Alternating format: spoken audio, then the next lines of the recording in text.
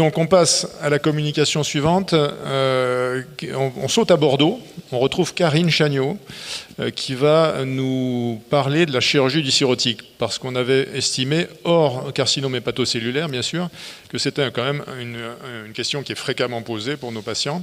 Karine, on t'écoute. Bonjour. Donc on lance la présentation et on te retrouve après. Ça marche. Je vais vous parler de la chirurgie du cirrhotique hors chirurgie hépatique. Pourquoi aborder ce sujet? Parce qu'en fait, le pronostic de nos malades cirrhotiques s'est considérablement amélioré au cours des dernières décennies, ce qui fait que nos patients cirrhotiques sont amenés à être opérés fréquemment, quelle que soit la cause. Le deuxième élément important, c'est qu'en fait, on note une augmentation de l'incidence de l'obésité, de la NASH et du recours à la chirurgie bariatrique. Et c'est encore trop fréquent que nos collègues chirurgiens découvrent la cirrhose en péropératoire. Mon exposé va donc comporter différentes parties. Tout d'abord, les données sur la chirurgie non hépatique, la chirurgie digestive, la chirurgie bariatrique, la chirurgie orthopédique. La deuxième partie de l'exposé s'attachera à comment améliorer la morbidité et la mortalité de ces patients. Tout d'abord en repérant l'acute chronic liver failure. Est-ce qu'il y a un intérêt à faire un gradient de pression hépatique en préopératoire et est-ce qu'il y a un bénéfice à mettre en place un TIPS en préopératoire? Et pour finir, eh bien, en pratique, qu'est-ce que nous conseillons pour optimiser cette prise en charge? Alors, concernant la chirurgie digestive non hépatique du malade cirrhotique, il est fondamental de distinguer la chirurgie en urgence versus la programmée. Il est extrêmement important de distinguer la chirurgie majeure versus la chirurgie mineure, c'est-à-dire la laparotomie versus la cœlioscopie. Alors, à quel type de chirurgie en chirurgie digestive nos cirrhotiques ont recours? Alors, de façon extrêmement fréquente, c'est la chirurgie pariétale, bien sûr, avec notamment la hernie ombilicale ou encore les hernies inguinales. Pourquoi? Eh bien, c'est assez logique. Ils ont souvent de l'acide, ça augmente la pression intra-abdominale et ça favorise le développement des hernies. La deuxième chirurgie très fréquente, c'est la chirurgie biliaire, puisque la cirrhose est un facteur de risque de développement de calcul de la vésicule biliaire. Ensuite, comme le pronostic de nos cirrhotiques s'est considérablement amélioré, eh bien, au même titre que les patients non cirrhotiques, ils bénéficient d'un dépistage du cancer colorectal et donc on découvre de plus en plus souvent des cancers du côlon chez nos malades cirrhotiques et on les fait opérer. Il y a bien sûr aussi les urgences qui sont moins fréquentes, comme les péritonites appendiculaires, les péritonites sur perforation de diverticules ou plus rarement les ulcères gastro-duodénaux. Et enfin, il y a la chirurgie bariatrique. Alors, de quelles données disposons-nous sur la mortalité en chirurgie digestive? Eh bien, que ce soit les études anciennes, en 1999, la mortalité à J30 était de l'ordre de 11%. 10 ans plus tard, en 2010, elle est encore de 7%, et si la cirrhose est grave avec un MELD supérieur à 15, elle peut atteindre 29%. Et en 2014, elle reste à 20%. Alors j'ai sélectionné une étude un peu plus récente, en 2016, qui s'attache à déterminer les facteurs de risque de mortalité et de morbidité chez des patients cirrhotiques qui vont avoir recours à une chirurgie digestive. J'ai présélectionné 3 types de chirurgie: la cholécystectomie, l'appendicectomie et la chirurgie pariétale. Alors le premier élément extrêmement important, c'est que l'on constate que la mortalité, quand le patient est opéré par cœlioscopie dans ces 3 situations, est très faible, inférieure à 1%, c'est-à-dire les mêmes chiffres que chez les patients non cirrhotiques. Malgré cette voie cœlioscopique, cette mortalité très faible, eh bien la morbidité reste élevée. En effet, pour une vésicule sous cœlioscopie, la morbidité peut aller jusqu'à 33%, pour une colectomie jusqu'à 43% et pour une hernie ombilicale 20%. Mais quel type de complications font-ils? Eh bien, ce sont essentiellement des complications infectieuses bactériennes et hémorragiques type hématome de paroi. Donc, qu'est-ce qu'il ressort de ce travail? C'est que les facteurs de risque de complications de la chirurgie digestive du cirrhotique sont la chirurgie en urgence, la voie par laparotomie, la gravité de la cirrhose et notamment la décompensation de la cirrhose avec l'acide, l'hypertension portale sévère qui augmente les complications hémorragiques péropératoires, post-opératoires et qui augmente les besoins transfusionnels, et l'hyponatrémie préopératoire sévère. L'autre élément important, c'est la dénutrition. Enfin, il y a aussi les défaillances extra-hépatiques, notamment le syndrome hépatorénal de type 2, ou encore l'insuffisance respiratoire restrictive sur une acide, ou les complications cardiaques type l'HTAP d'origine portale. Alors, concernant la chirurgie bariatrique, donc jusqu'à très récemment, nous avions très peu de données. Dans les différentes cohortes de chirurgie bariatrique, il y avait un nombre très réduit de malades cirrhotiques. On pouvait juste dire que quand la cirrhose était décompensée, la morbidité et la mortalité étaient plus élevées. Alors maintenant, on dispose d'une étude très récente sur une cohorte gargantuesque à l'américaine de 1 670 000 patients qui ont bénéficié d'une chirurgie bariatrique. Parmi ces patients, il y avait 9 800 cirrhotiques. Nous avons donc une cohorte de 9 800 cirrhotiques qui ont eu une chirurgie bariatrique. Alors, qu'est-ce qu'on doit regarder? Tout d'abord, c'est la mortalité hospitalière. Quand on a une cirrhose, le risque relatif est de 4,36. Quand on a une cirrhose décompensée, ce risque relatif est multiplié par 3, il atteint quasiment 12. Les complications opératoires, on a un risque relatif de 1,92 quand on a une cirrhose. Quand elle est décompensée, là aussi, il est multiplié par 3, il atteint 6. On observe plus de complications infectieuses et d'autant plus que la cirrhose est décompensée. Risque relatif 5. On a plus d'insuffisance rénale, d'autant plus que la cirrhose est décompensée. Risque relatif 3,67. Alors, est-ce qu'il y a un effet centre aux complications de la chirurgie bariatrique du cirrhotique? Donc, ils ont regardé s'il y avait une influence sur le pronostic de ces malades, s'ils étaient opérés dans un centre avec une grande expertise en chirurgie bariatrique versus un centre qui en faisait moins.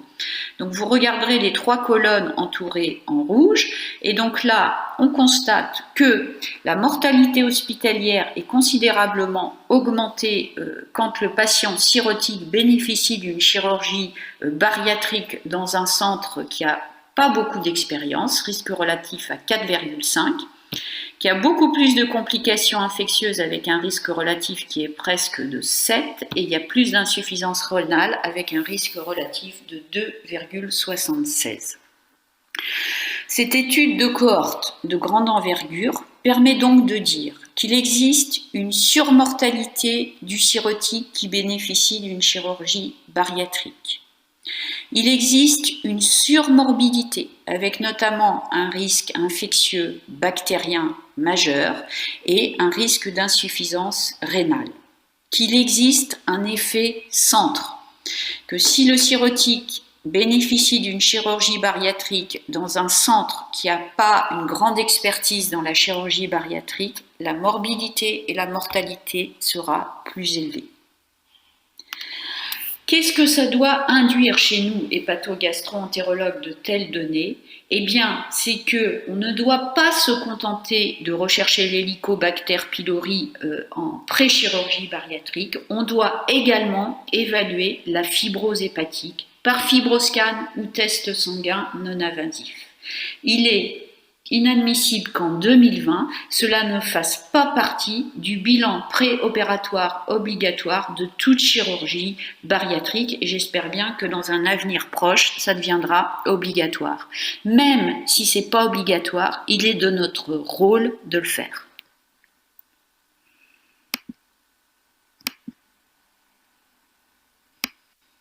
Alors concernant la chirurgie orthopédique, alors pourquoi j'ai abordé la chirurgie orthopédique?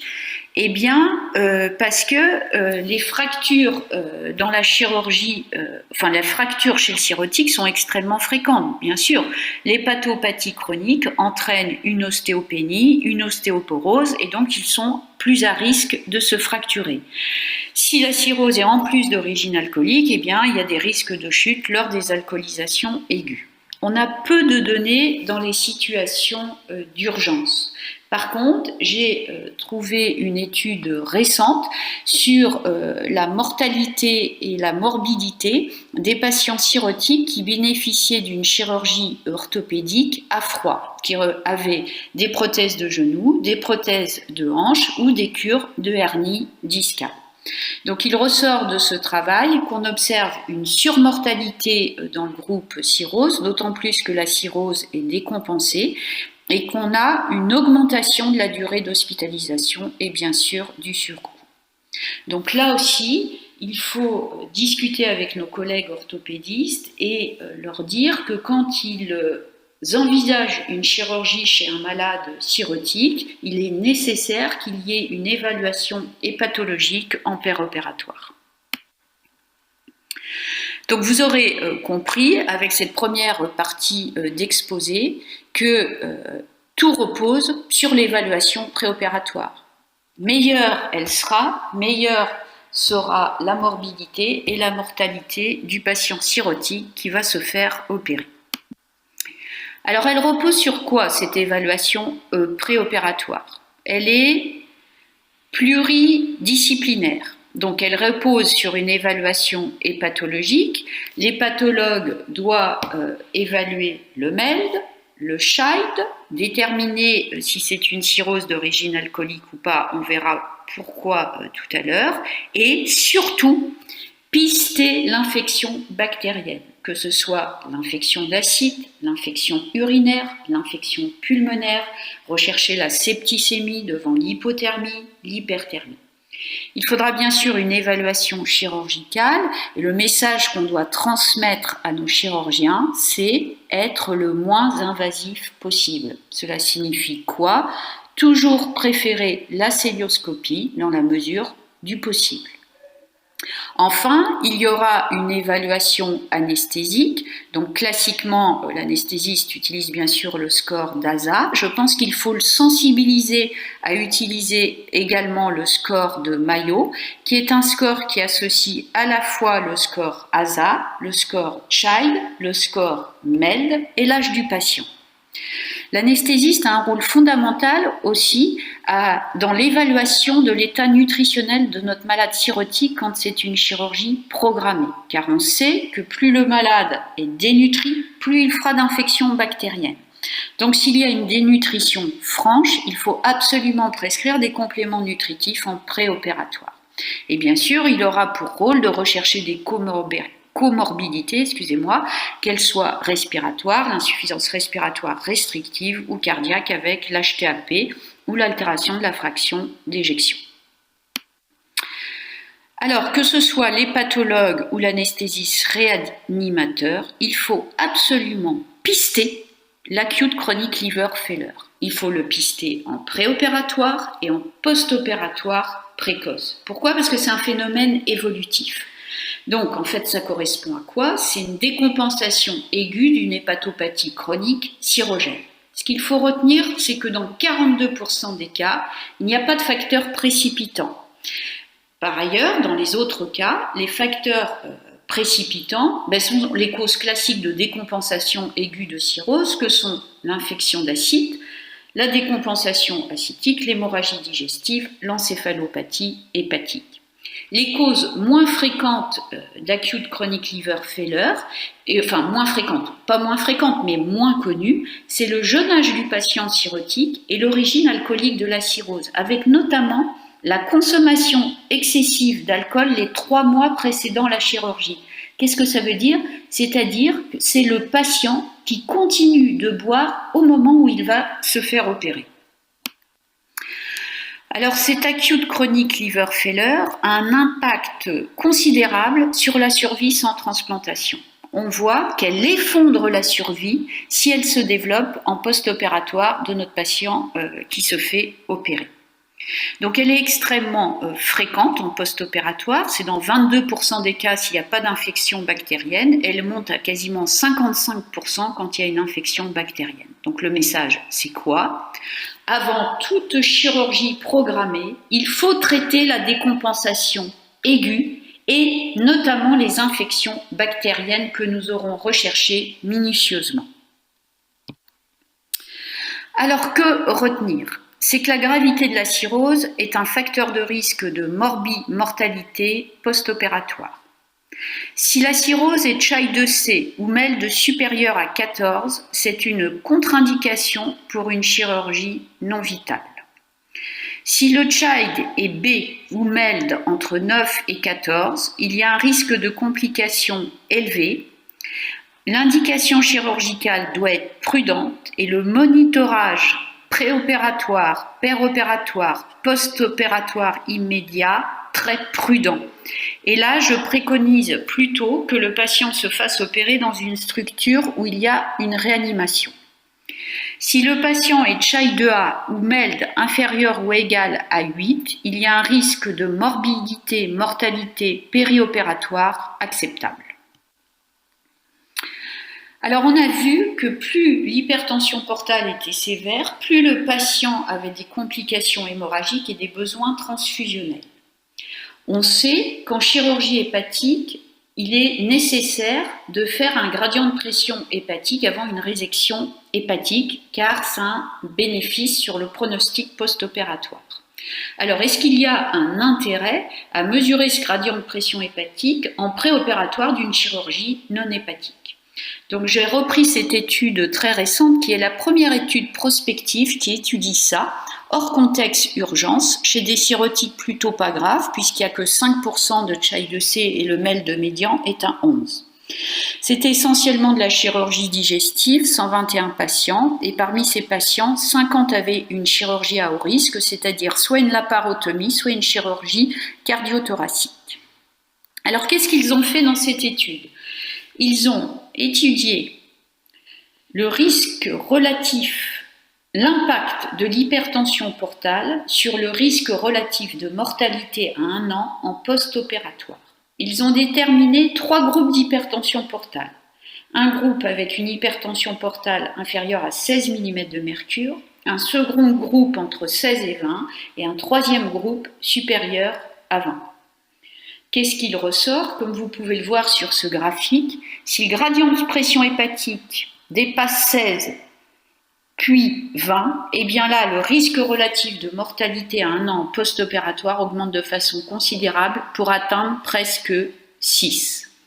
Ils ont donc déterminé 3 seuils d'hypertension portale, en dessous de 16 mm de mercure, qui est déjà une hypertension portale significative, car pour rappel, on développe des varices œsophagiennes au-delà de 12. Eh bien, le risque opératoire serait faible. Entre 16 et 20 mm de mercure, le risque serait élevé, et au-delà de 20 mm de mercure, c'est un très haut risque.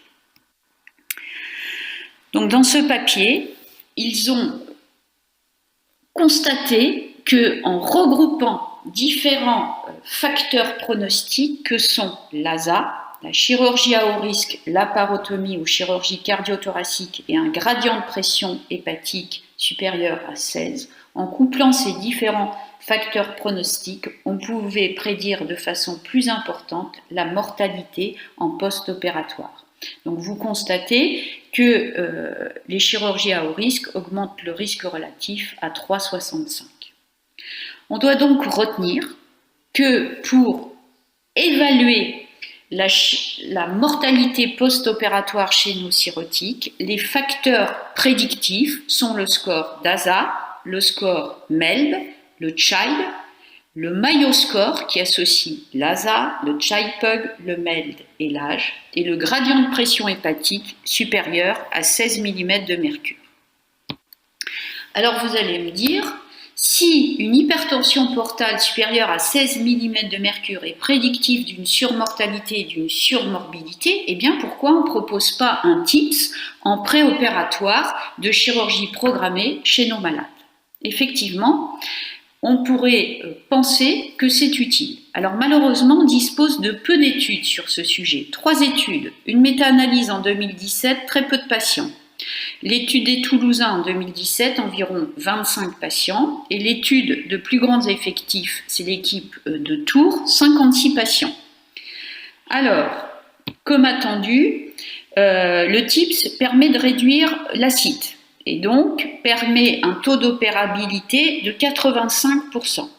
Mais de façon un peu surprenante, eh bien, on constate une aggravation de l'insuffisance hépatique, une aggravation du score de Child et une aggravation du score de MELD, ce qui fait que on n'observe pas de réduction des complications post-opératoires. Donc en fait, quand on reprend le détail de leur étude, leurs malades étaient graves quand ils bénéficiaient du TIPS. Donc peut-être un peu trop grave, et vous savez très bien que quand on pose un TIPS, dans les semaines qui suivent, il y a toujours une aggravation de l'insuffisance hépatocellulaire. C'est pour ça qu'il est plutôt réservé au Child 2B. Et donc, dans leur travail, ils disent qu'il y a une réduction des complications post-opératoires sévères uniquement si le MEL de sodium est inférieur à 15 ou si le gradient est inférieur ou égal à 13 mm de mercure. Donc, le bénéfice du TIPS en tant que bridge vers la chirurgie, eh bien, c'est un bénéfice qui est à confirmer. Donc, quels sont les messages à retenir? C'est que la chirurgie du cirrhotique est responsable d'une surmortalité et d'une surmorbidité d'autant que la cirrhose est sévère, que cette mortalité est corrélée au score pronostic que sont le score de Child, le score de MEL, le Mayo score, l'ASA et le gradient de pression hépatique à 16 mm de mercure. Il y a un intérêt à mesurer le gradient de pression hépatique en préopératoire, car c'est un très bon facteur pronostic, et le bénéfice du bridge TIPS, si on a une HTP sévère, est à confirmer. Vous aurez retenu que tout repose sur l'expertise et l'évaluation préopératoire. Il s'agit d'une expertise pluridisciplinaire entre l'hépatologue, le chirurgien et le médecin anesthésiste réanimateur. Le message, c'est, on le sait, quand on travaille en équipe, eh bien, on travaille toujours mieux. Je vous remercie. Merci beaucoup, Karine. Est-ce qu'on peut avoir en vignette Karine ainsi que Solange qui co-modèrent avec nous? On a plusieurs questions, Karine. Je vois qu'il y a du soleil à Bordeaux. Non. Bon. Première question, l'évaluation de ce risque d'hypertension portale, donc tu proposes le gradient Porto-Cave parce qu'il y a des travaux. Est-ce qu'on peut l'évaluer autrement? Et quand je dis ça, je pense évidemment au fibroscan. Est-ce qu'on peut considérer qu'un fibroscan est un surrogate marqueur de l'hypertension portale? Bien sûr. Alors, on n'a pas d'études qui démontrent dans cette indication bien précise, mais on a quand même des études qui montrent une corrélation entre la valeur de l'élasticité hépatique et le gradient de pression hépatique. Donc ça, c'est à évaluer en préopératoire, mais par extrapolation, on peut penser que oui. Parce que c'est bien sûr plus facile d'accéder au fibroscan qu'au gradient de pression hépatique. Il y a une étude invasif. Ouais, il y a une étude récente qui proposait de considérer 21 kPa comme étant un seuil pour définir l'hypertension portale significative. Bien sûr. Pierre?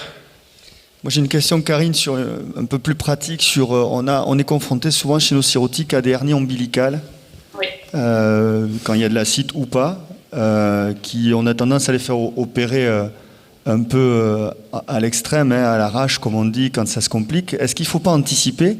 Il me semble que tu avais communiqué sur ça à Boston, sur des papiers, notamment sur une communication. Est-ce que tu peux nous en dire plus? Oui.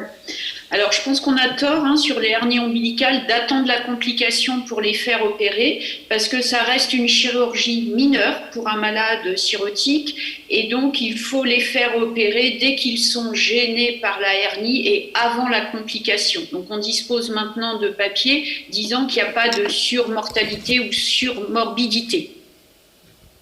Merci. Une question de Thierry Guéroux et qui va intéresser beaucoup de nos confrères. Alors, ce sera peut-être un piège. Quid de la chirurgie hémorroïdaire chez ces patients?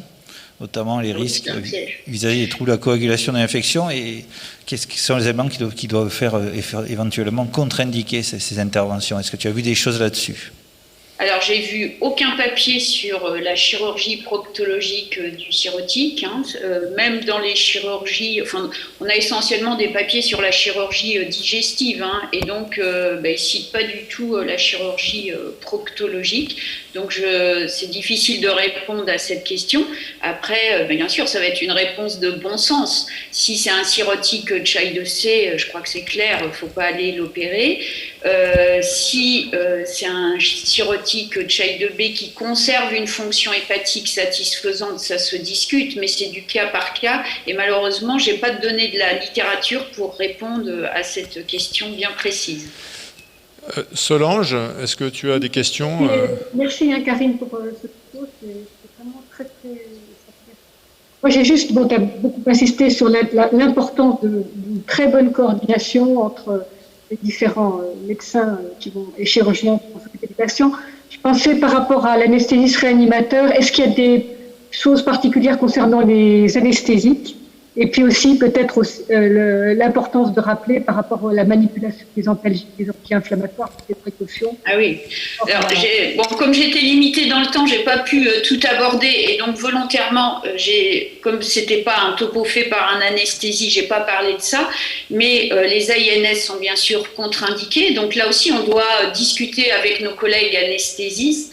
Le paracétamol, quand il y a une fonction hépatique très altérée, là aussi il faut être extrêmement prudent. Donc après, ça dépend des structures. Moi, je sais que je suis très facilement contactée par mes collègues anesthésistes parce qu'il y en a pas mal qui ont fait de la réanimation, donc ils sont sensibilisés à ce type de malade. Et sur le plan anesthésique, alors avec le diprivant, il n'y a pas de souci. Donc il faut toujours qu'ils utilisent des produits à demi-vie très courte, quoi.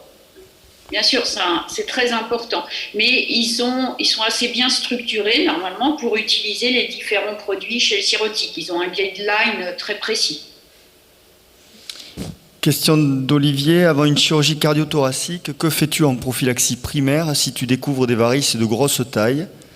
Ligature, bêta-bloquant, les deux. Ouais. Donc en fait, ça dépend aussi de sa fonction cardiaque.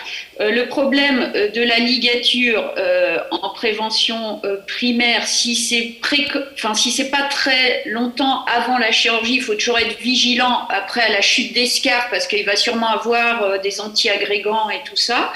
Donc j'aurais plutôt tendance à privilégier une prévention primaire par bêta-bloquant si sa fonction cardiaque le permet, en fait. Tout ça, c'est du cas par cas. Enfin, c'est difficile de donner une réponse globale, quoi. Et je pense que c'est dossier complexe, parce qu'une chirurgie cardiaque chez un cirrhotique, ça doit forcément être discuté en staff multidisciplinaire et là, au CHU pour une chirurgie cardiaque, et on doit aborder toutes les problématiques de ce patient. Merci Karine. Une question supplémentaire, enfin un commentaire d'abord. Je pense que tu l'as dit et qu'il fallait absolument favoriser la célioscopie. Je pensais aux quelques patients qu'on a en pré-transplantation. Je pense que la célioscopie est prioritaire en particulier pour eux parce que notamment ça fait moins d'adhérence potentielle après. Et également d'essayer, si c'est possible, avant une chirurgie non urgente, de terminer le bilan pré-transplantation. J'ai eu un cas à Montpellier où on m'avait expliqué, et ça s'était produit, que ça permet éventuellement, en cas de décompensation majeure post-opératoire, de faire des transplantations de sauvetage, surtout quand il y avait une hépatectomie. Et concernant ce risque chirurgical, ma question c'est la suivante. Est-ce que tu as vu les papiers sur le score vocal-peine, qui est un score intéressant qui a été présenté à la SLD, là, et qui est disponible en ligne et qui intègre justement tout cet aspect de dimension générale du patient, les comorbidités, l'insuffisance hépatique, etc., et non pas juste le risque purement lié au foie. Il est disponible en ligne, tu ne l'as pas vu passer ? Non, pas dans Non. les papiers récents en tout cas, non, ni anciens, enfin je n'ai pas vu passer dans les études que j'ai citées en tout cas. C'est parce que c'est tout récent, mais ça paraît très prometteur. Ouais. Solange, une dernière question ? Non ? Sinon, c'est bon. C'est très important. Bien, on reste dans le timing. Merci Karine.